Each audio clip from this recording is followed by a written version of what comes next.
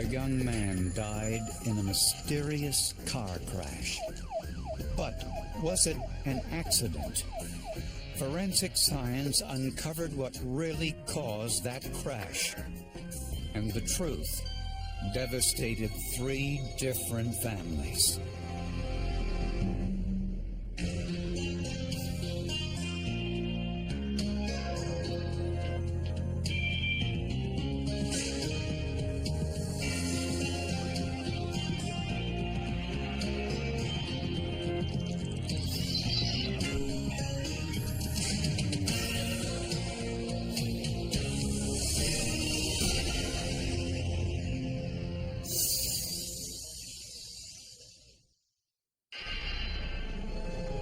Just before dawn in central Texas, a motorist saw a car on fire off the side of the road down an embankment. By the time firefighters got there was very little left. I've never seen a car or a vehicle burn that badly before, where the wheels were melted to the rocks. In the rubble, investigators found the remains of the driver burned beyond recognition. We needed to identify the body that was in the vehicle, which wasn't much of a body. The car was a 1999 Chevy Cavalier registered to Molly and Clay Daniels, a young couple with 2 small children who lived in nearby Leander, Texas. Police discovered that Molly Daniels was home with her children at the time of the accident. She had called me relatively early that morning, hysterical because Clayton wasn't home and she had to get to work and he had the car and she didn't know where he was. Through his personal effects, family members identified the remains as those of Clay Daniels. They found the remains of some tennis shoes that Clay's family members identified as Clay's shoes. They found a Harley-Davidson pin that had gone on a hat that Clay used to wear, and a silver necklace that they identified as being Clay's. I figured that Clayton had been drinking, was at a party somewhere, or just driving fast and lost control. Clay Daniels, an unemployed automobile mechanic, was just 24 years old. Surprisingly, not everyone was sorry he was dead. Absolutely, he's a loser. I've always felt that he was not the best material for her. And I wondered about being a daddy material, but it was her choice to make. Others expressed the same sentiments at his funeral. The memorial, that was a very interesting thing because there was just so much there. His best friend got up and spoke, and he actually told people that Clay was an asshole. No, he wasn't very well liked. He seemed like sort of a loafer and a layabout and a sex offender. So, I mean, what good could you say about him? Clay was not a model citizen. He had recently been convicted for the sexual assault of his 7-year-old cousin and was sentenced to 30 days in prison and 10 years probation. The crash occurred just 3 days before he was to start serving his time. This car fire was June the 18th of 2004. Clay was supposed to be going to jail that Monday the 21st of 2004. And so they thought the timing of that was a little bit suspicious. And police had another angle to pursue. The parents of the sexual assault victim were angry that Clay was sentenced to only 30 days in prison. The sexual assault victim's father made comments prior to this accident that he wanted Clay to go away. So we were thinking maybe the father of the victim made Clay go away. Nevertheless, the community reached out to Molly Daniels, a widow at the age of 21, who had 2 young children to support on an office receptionist salary. My gosh, she had people sending her money. People she did not know sent her money. Her co-workers would put groceries in the house. They would do everything. They bent over backwards for her. She got this discount babysitter in the neighborhood because she put up signs, "I'm the poor grieving widow and I need help with child care."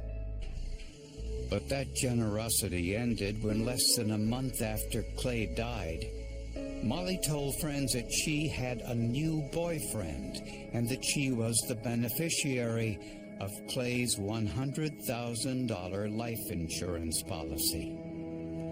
Her own mother even turned on her. Absolutely, she was raised better than this. There were days that I just kicked myself. What did I do wrong? Where did I go wrong? Clay Daniels' family identified his burned remains by some of his personal items found in the car. There was very little that remained from the fire. There's only 14 pounds of body mass that was remaining, and they didn't have a head, didn't have hands or fingers or toes, nothing to fingerprint. But the medical examiner wanted to be sure, so he extracted the bone marrow from Clay Daniels' hip bone, hoping that enough of his mitochondria survived the fire for DNA testing. Since mitochondrial DNA is passed maternally, scientists would try to compare it to the mitochondrial DNA profile of Clay's mother, Lori. But testing would take up to 6 months. It's not like on CSI on TV at all, so it doesn't happen within the span of an hour. In the meantime, investigators noticed some inconsistencies at the accident scene. The lack of skid marks on the road indicated that Clay took no corrective action before the crash. The speed limit was 60 miles per hour, and the car was barely moving when it went down the embankment. There was no momentum coming off the cliff. It looked as if somebody had just pushed it off or just drove off the cliff at a slow rate of speed, because all the rocks, the trees on the way down were disturbed in the path that the vehicle took. And the car's gas tank was intact. This raised questions about the source of the fire. My instincts told me that this was not an accident, that somebody was killed. And I stayed with that feeling. That's why I told the sergeant that I was calling the experts in. That expert was arson investigator Janine Mather. The first thing she noticed was that the entire driver's seat had been consumed by fire. Normal vehicle fires with a body inside, there usually is body fluids and remains on the seat. And in this case, there was no body fluids located in the vehicle and no remains on the seat. Mather then checked all possible sources for a fire. The fuel lines, the ignition switch, the starter, the battery. Everything was intact. I looked at the vehicle inside and out and underneath and ruled out all accidental causes of ignition. Crime scene investigators gathered the fire debris and placed it in sealed canisters. At the lab, they inserted activated charcoal strips and then heated the cans. The strips were then put into a solvent and tested with gas chromatograph mass spectrometry. This revealed the fire was started with large amounts of charcoal lighter fluid. When the results came back that it was positive for charcoal starter fluid, I knew that we had an arson, an intentionally set fire. And just as investigators heard this news, they learned something else. Molly Daniels' sister, Melissa, had been visiting Molly when she experienced one of the most bizarre incidents she had ever encountered. Melissa had gone in to get a Q-tip out of the bathroom, turned around and looked, and there was a guy laying in the floor of the closet, but his head was up in the corner and she couldn't see anything but from the waist down, and he was wearing boxers. And she went out to Molly and she goes, "There's a man asleep in your closet." She goes, "No, there's not." But when Molly looked in her closet, she didn't see anyone there. But things started getting kind of weird after that. Needless to say, investigators found the incident suspicious and now wondered whether Molly was somehow involved in her husband's murder. 5 months after the car crash, the Sheriff's Department in Burnett County, Texas, finally got the results of the DNA test on the remains found in the car.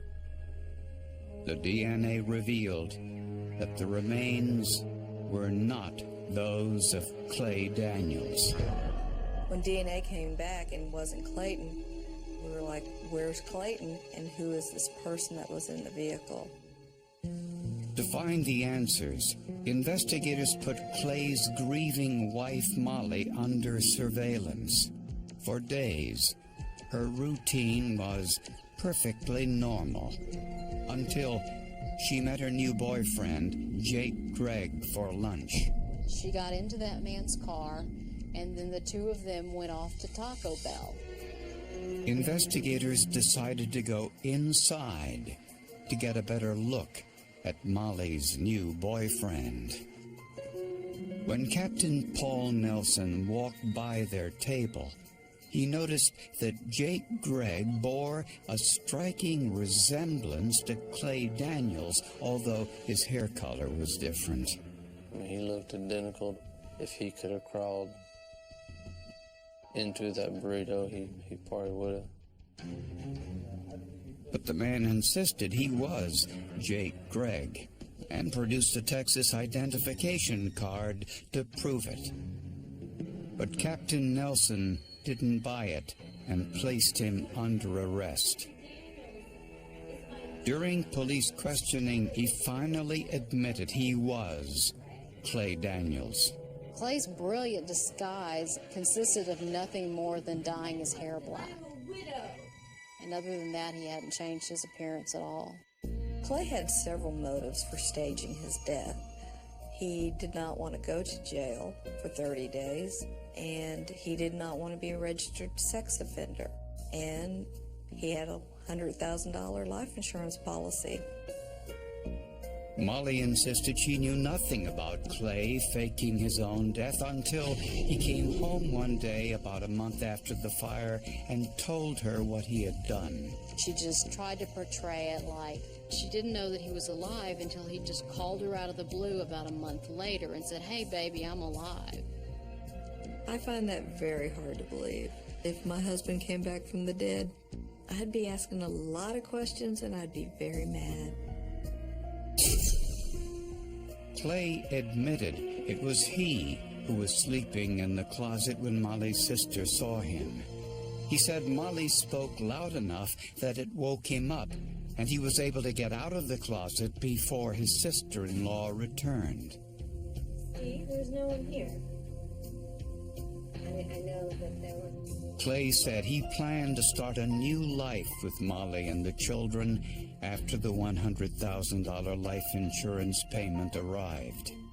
They were going to go to Mexico, and he was going to have plastic surgery done on his face and have dental surgery done so he'd have teeth. And Molly is going to have a tummy tuck, too. Apparently, a little bonus of the plan, I guess they'd get so much money from the insurance. Clay Daniels refused to identify the body burned in the car fire. Clay never divulged any information to us to help our investigation. Did they murder somebody? Did they find a dead homeless man? What did they do? How did they do this? However, Clay was more than happy to talk to his fellow inmates. I guess they're sitting up late at night, shooting the breeze, and Clay had told this cellmate that he had actually dug up a corpse from a graveyard, and that's what they had put in the car and set it on fire. Investigators searched Pebble Mound Cemetery, the one closest to the site of the car fire. They knew from experience that criminals don't like to travel far with a corpse in the car. Sure enough, they found a grave close to the front gate that looked as if it had been tampered with. I could tell that the grave was disturbed by the crevices and the holes that was left. The marker had been moved. The flowers had been moved. And I knew by looking at the other grave sites that was not normal.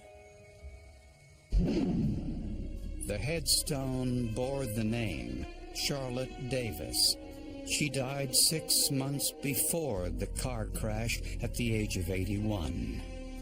Their suspicions were confirmed when they exhumed Charlotte's casket and discovered it was empty. Investigators now wanted to know whether Molly Daniels was involved, and if so, they needed evidence to prove it.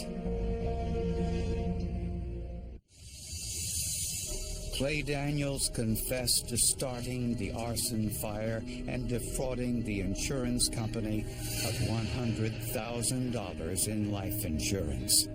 His wife Molly denied any involvement, but investigators didn't believe her. When Molly first talked to the police and told them that ridiculous story that she didn't know that Clay was still alive until a month later, she was sticking by that story for quite some time, and apparently that's what she'd been telling her lawyer too. Investigators examined Molly's work computer, but they weren't optimistic. By this time, 6 months had passed since the car crash. Depending on how often the computer is used, there's a possibility that some of the evidence that we would have recovered ordinarily would be overwritten. But investigators got a huge break.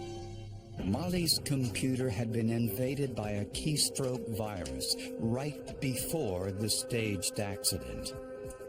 What the worm actually did was it recorded every letter, every window she opened, every email, just any kind of thing that she's typing in the computer, it recorded and into a text file and saved it.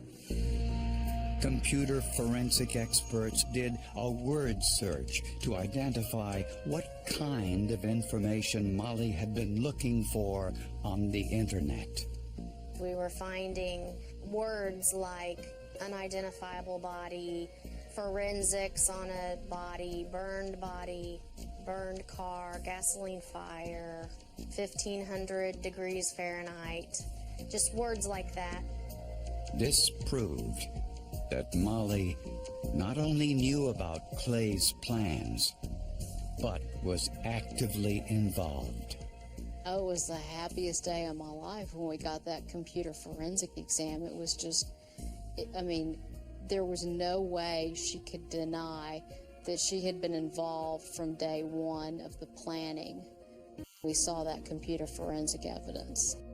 What does surprise me is that she was too stupid to do this. She was so stupid that she did this kind of thing and didn't think about the consequences and didn't think about possibility of getting caught. Police obtained a search warrant for Molly's house and found even more forensic evidence. During the search warrant of their residence, we found in the kitchen 2 containers of charcoal starter fluid. Both of them were tested, and one was consistent with what was found in the vehicle.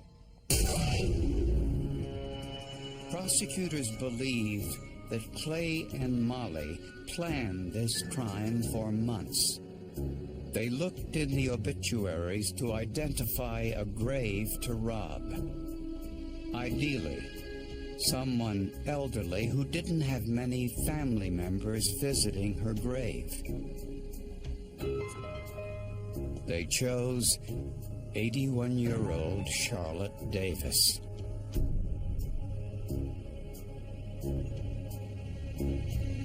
Six months after her death, they dug up her body, drove to the ravine, and set fire to their car, with Charlotte's body inside.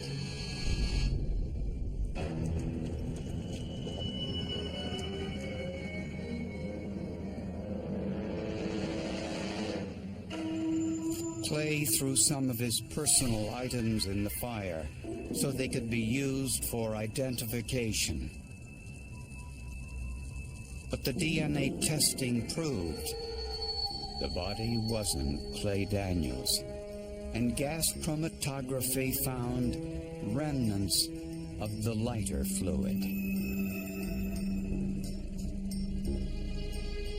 When confronted with all this evidence, Molly Daniels finally confessed. She said that they watched a lot of Law and Order and CSI, and they got the idea to do this from those shows. And I asked her, do y'all not watch the end of the shows? Because usually the criminals get caught. And she just laughed. Molly Daniels pleaded guilty to insurance fraud and hindering her husband's apprehension. She was sentenced to 20 years in prison.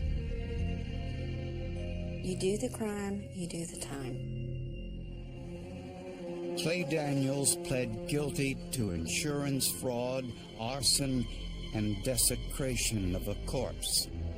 He was sentenced to 30 years in prison, plus an additional 20 years for the sexual assault charge. The body of Charlotte Davis was reinterred. The people carrying her casket were the ones who put Clay and Molly behind bars.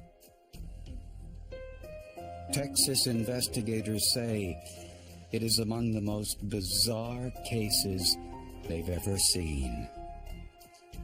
They were also appalled by the deception Molly and Clay perpetrated on their own children. To tell a little boy who's 4, almost 5 years old, that the man that he has known his whole life as his father is not his daddy when he runs to him and hugs him and says, "Hey, Daddy, I love you." To have the man say, "Oh, I'm not your daddy, I'm Mommy's new boyfriend, Jake." And to have Molly tell him that over and over, "No, that's not Daddy, that's Jake." You can't even imagine what that would do to a child's mind. You just hope that their children get proper mental care the next couple of years and get raised well by their grandparents, because otherwise you can have another Clayton Daniels on our hands in 15 years. Without the science, investigators were convinced that Clayton and Molly Daniels might have gotten away with it. They thought that the fire would destroy all evidence and there wouldn't be enough remains for DNA testing. And they were almost right. Lowest scum walks of life. I mean, they don't deserve to be on this planet. But that's just my personal opinion.